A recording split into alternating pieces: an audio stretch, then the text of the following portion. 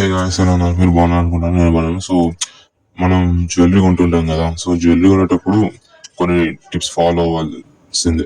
ఈ tips follow అవడం వల్ల మనకు కొంచెం సేఫ్టీ. సో జ్యువెలరీ కొనేటప్పుడు కొన్ని సేఫ్టీ పాటించాలన్నమాట. సో దాని నుంచి ఒక 20 టిప్స్ చెప్తాను. సో ఎప్పుడు ఒక ప్యూరిటీ అంటే గోల్డ్ ఆర్ సిల్వర్ ఉన్న ప్యూరిటీ అంటే హాల్ మార్క్ చెక్ చేయాలి.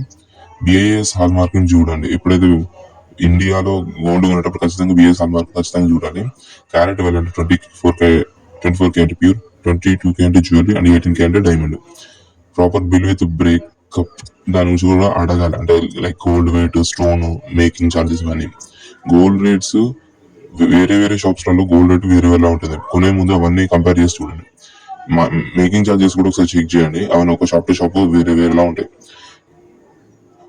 High wastage charges, very high wastage charges ఆ జ్యువెలరీ కొనకండి. డైమండ్ సర్టిఫికేషన్ వెరిఫై చేయండి, like IGI, GIA or HMD. Return and exchange policy నుంచి క్లియర్ గా అర్థం చేసుకోండి. ప్రాపర్ రెప్యూటెడ్ ట్రస్టెడ్ జ్యువెలరీస్ లో కొన్నా ఇంకా మంచిది. నెట్ వెయిట్ ఆఫ్ గోల్డ్ ని చెక్ చేయండి, స్టోన్స్ అండ్ బీట్స్ తో పాటు. బై బ్యాక్ వాల్యూ, ఫ్యూచర్ లో రీసేల్ ఉందా దాని గురించి కూడా అడగండి.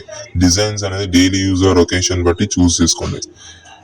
ఇంపల్స్ బయింగ్ అవాయిడ్ చేయండి, లైక్ మళ్ళీ డిజైన్స్ అండ్ ప్రైసెస్ ని కూడా కంపేర్ చేసి చూడండి. ఇన్వెస్ట్మెంట్ కి అయితే గోల్డ్ కాయిన్స్ ఆర్ బార్స్ అనేది జ్యువెలరీలో చాలా మంచిది ఇన్వెస్ట్మెంట్ పరంగా. Hidden charges like polishing or repair fee ఇవన్నీ కూడా చెక్ చేసుకోండి. జ్యువెలరీ అనేది కంఫర్టబుల్ గా మనం వేసుకోగలం కూడా చెక్ చేసుకోండి. ఫెస్టివ్ ఆఫర్స్ అప్పుడు బాగా సేవ్, మేకింగ్ చార్జెస్ కూడా బాగా సేవ్ చేసుకోవచ్చు. సో ఫెస్టివల్ ఆఫర్స్ అప్పుడు ఖచ్చితంగా బై చేయండి. అన్ని సర్టిఫికేట్స్ అండ్ బిల్స్ సేఫ్టీగా ఉన్నాయో లేవో సరిగ్గా ఉంచుకోండి. Jewellery budget and long term value ఉండేలా కొనండి.